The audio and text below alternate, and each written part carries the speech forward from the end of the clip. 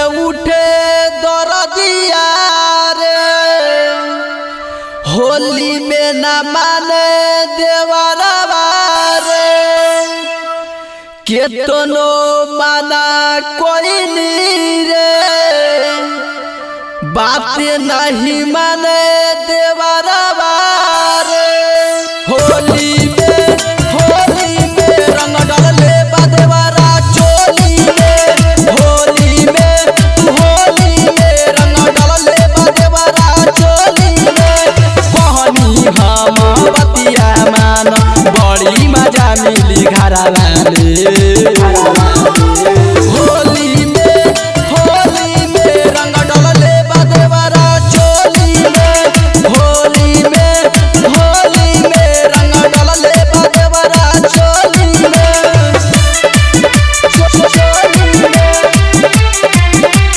डाले बा देवरा चोली में, रंग डाले बा देवरा चोली में। कहनी की चलो घर में रंगवा लगाई अंगे अंगे में, साया साड़ी ब्लाउज सब फरले बा, ऊपर से नीचे ले रंगले बा। होली में रंग डाले बा देवरा चोली में, होली में रंग डाले बा देवरा चोली में। कहनी हम बतिया माना बड़ी मजा मिली घरवा में। होली में रंग डाले बा देवरा चोली में, होली में रंग डाले बा देवरा चोली में, चोली में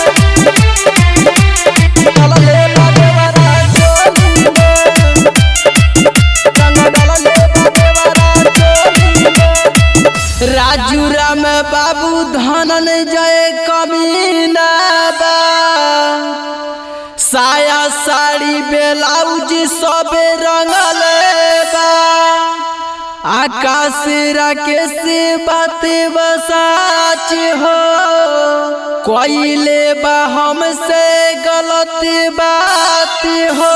होली में रंग डाले बा देवरा चोली में, होली में रंग डाले बा देवरा चोली में। कहनी हम बतिया माना बड़ी मजा मिली घरवा में।